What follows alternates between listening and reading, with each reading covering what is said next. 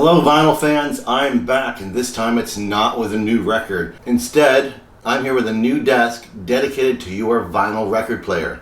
Yeah, that's right, my friends over at tchomeny.com sent me over this giant box with an interesting new item. It is indeed a desk meant specifically to home your record player and house your record collection. We're going to build it and see what it's all about.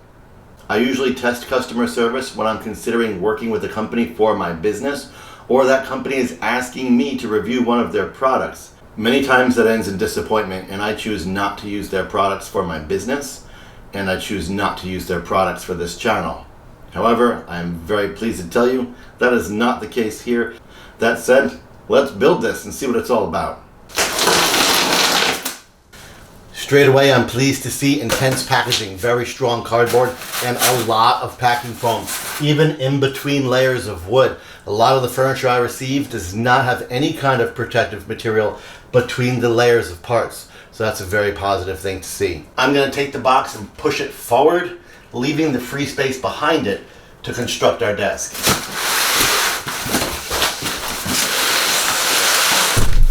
Here is a peek at the manual. It is slightly intimidating. It's a little scary looking, but I think we can follow this. So to get started, we need parts 2, 3, 4, and 5. Right here on the inside of the panel, you'll see a little sticker. It says number 5. That's part number 5. Part number 4. Now the instructions tell us we are going to need screw B. Maybe flip the page over. There is a key in the back here that shows us that B is an M750, and there's 18 of those. We'll pop open this bag of foam parts, and all the screws are in here.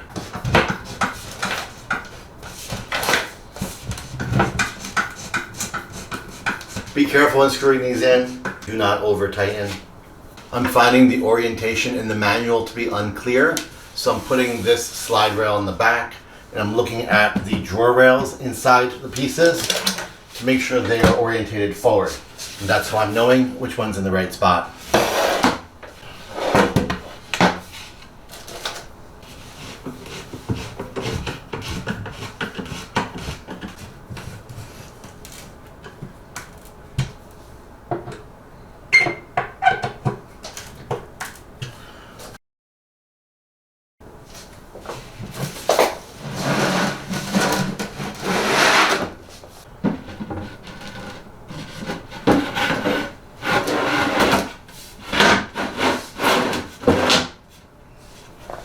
Part number 6, and now it's starting to look like something. We're going to put 4 more B's in that. Make sure you don't push this section here all the way back.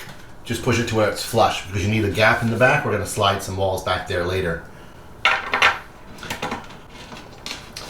The actual screws won't allow you to push this too far, which is nice because it's pre-drilled. So if your screws fit, it's already in the proper position. To ensure that, I put all 4 screws in first. This will sit firmly in the right position, and then you can snug them up. Alright, next up is right here. We're going to do 7 and 8. You're going to notice 7 is different because it has a hole for some pass-through wire. Take your large pieces first and place them in long way, sliding them all the way down to the bottom.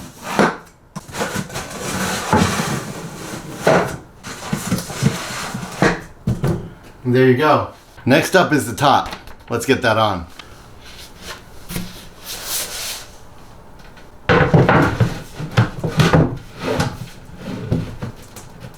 You'll notice in the rear left, there's a hole. This is to install some wiring and some connectors later on. Another very nice thing about this kit is they were kind enough to protect the corners with these little plastic corner pieces. You can pull them off now. And that will leave you with clean, undamaged corners on your beautiful new furniture. To get this installed, you're going to flip it upside down. You will need a bunch of screws labeled A. These you will screw gently into the plastic threaded holes. I'm going to use a low power lithium Ryobi power screwdriver.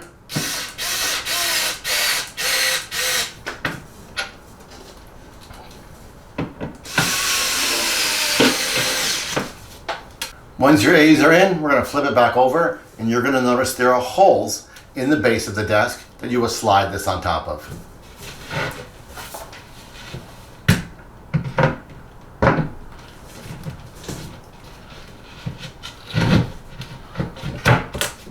Next up is also bag A.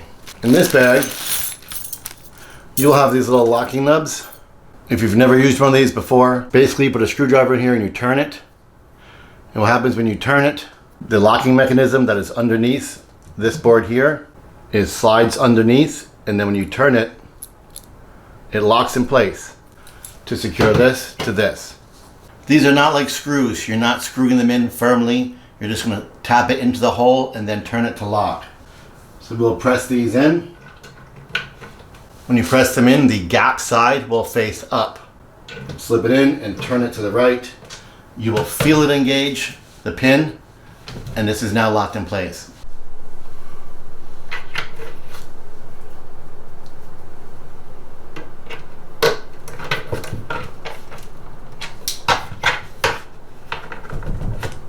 Now we're going to flip this thing over and install the legs.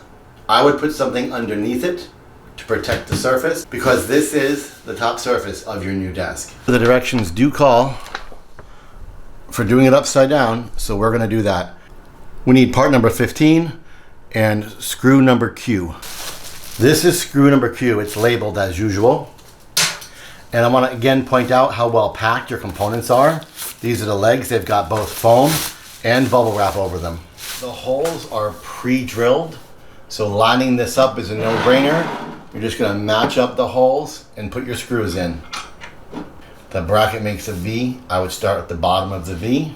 Then I would put one each at the top of each V. Just feel for the hole and get them loosely into place.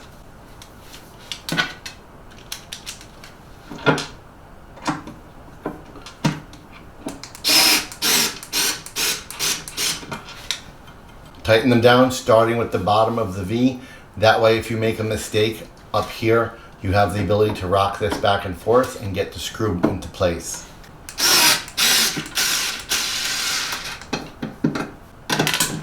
I get the tension mostly down, and then by hand, I'll just give it a little quarter turn just to firm it up. We don't want to crack the wood that this is screwing into. Repeat this for the other 4 legs.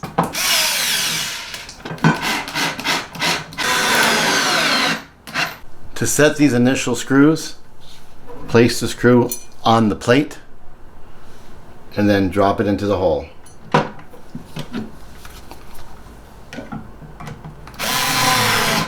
You can leave a little space. Keep it a little loose so you can pick it up, put the next screw into place, find the hole, and put it down. Once all 4 of these legs have their first 3 screws, go back around and place 2 additional screws in the centers.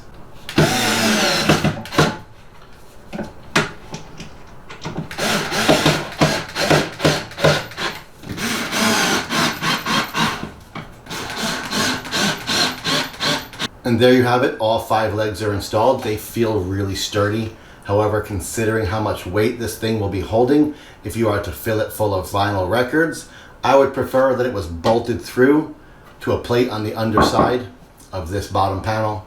However, we do have 1, 2, 3, 4, 5 screws per leg to distribute that stress and apply strength in 5 different locations to each leg. So I do feel like it should be okay, but I also feel like bolts would have been a better choice. Speaking of legs, let's turn it over and stand it up. But before you do that, grab your 5 feet and press them onto your legs.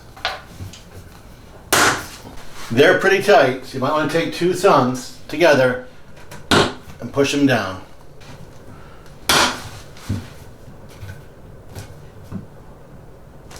Now, we're going to gently stand it up.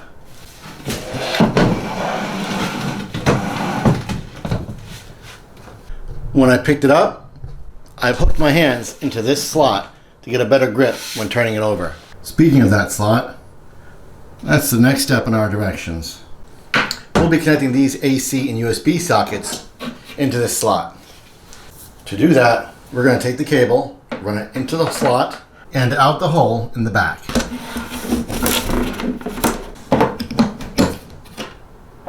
The drawing on the manual depicts this installed this way. However, the photos on the website clearly show it built this way. So this is the way we're going to build it. You're going to go ahead and grab screws from a bag labeled P. They look like this.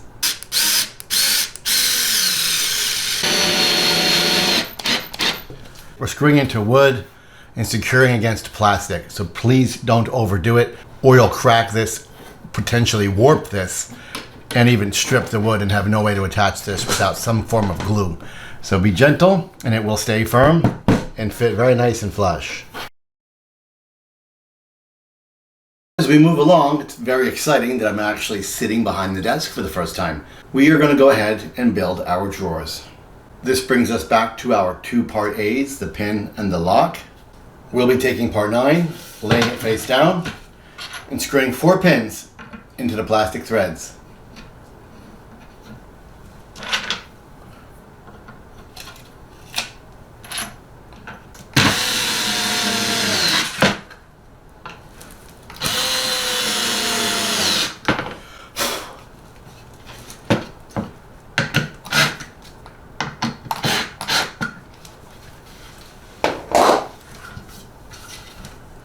With the 4 pins firmly in place, we will now place the sidewalls.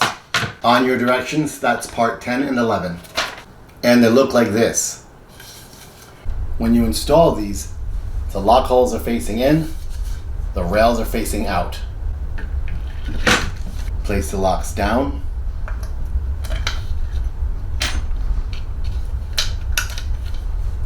Press them into place. Use a Phillips head screwdriver and twist them to tighten.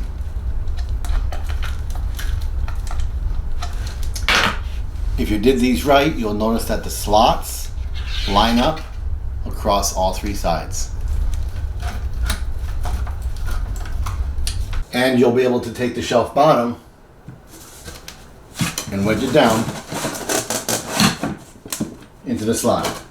If you did it correctly, you should be able to grab part number 12 and line it up with the slot to complete your desk drawer. If you did it correctly, it will line up flush and you'll be able to take 2 B's and install them on each side.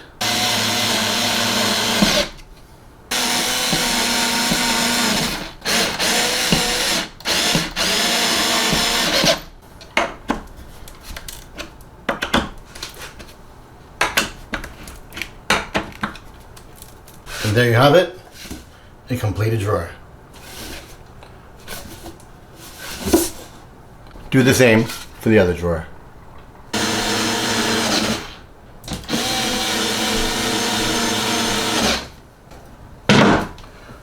Drawer number 2. Now that your 2 drawers are completed, you're simply going to take them and line them up with the rails inside the spaces.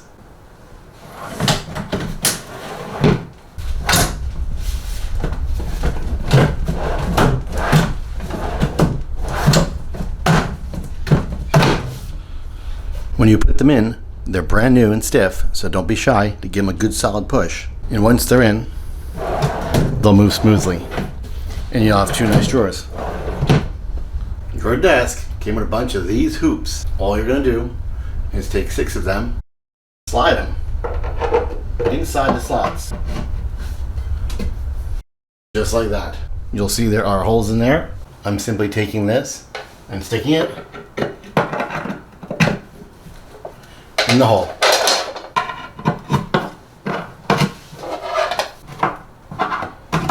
I'm somewhat surprised that they just slide into sockets rather than being secured by some kind of glue. But if you want them to be more secure, you could easily go ahead and add some hot glue into each hole as you press them in. And I think that would hold them in place a lot stronger. However, in the listing on their website, these dividers are listed as quick release dividers. I suppose that is in case you want to remove one to organize something in a different manner. Speaking of organize, let's stick some records in this thing. I've got saw, Weird Al Yankovic,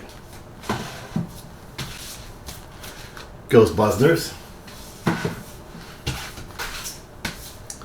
Billie Eilish, Lego Batman the Movie, Supertramp,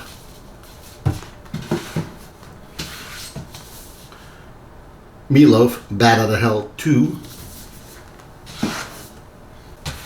and music from the Batman trilogy. So, we're looking at 8 easily stored records, each in their own separate compartment. The listing for this desk claims it could fit up to 140 records, and you can easily see how more records could be added at will. And now, the record player desk is complete. So the next thing to do is set it up. Take the plug coming out of our desk and plug it in to our wall outlet. This will provide power to our 2 AC outlets and our 2 USB outlets. I'm going to use one of those outlets to power a small amp. I'm going to use the other outlet to power, did you guess? A vinyl record player. Now that we have an amp and a player, I'm going to take 2 small speakers and drop them on our desk. Now, through the magic of time travel, I'm going to wire up our speakers to this small amp. And here it is, the fully assembled and fully outfitted tchomeny.com record player stand. So here it is, the fully built tchomeny.com record player desk. I think this is a really awesome creation. I like it better than having my record player on a random shelf in my entertainment setup with all my records sitting in a Crowley box or a milk crate next to it. This is super neat and super contained, and it shows and displays your record player and collection in a respectable way. And I think that's something that more of us vinyl fans should be doing. Another cool thing about this, if you have the space in your house for a dedicated desk for your vinyl player and collection, it offers you the ability to display your favorite vinyl covers behind the player as well. Between the organized desk for your player, the cool storage of your records, and the potential display behind your player, this thing makes for a really easy way for you to enjoy your collection and for a very cool conversation piece when you have friends over. The only thing left to do is christen it with a record. Hey, call me back when you get it, or when you've got a minute. We really need to talk. Wait, you know what? Maybe just forget it. 'Cause by the time you get it, your number might be blocked.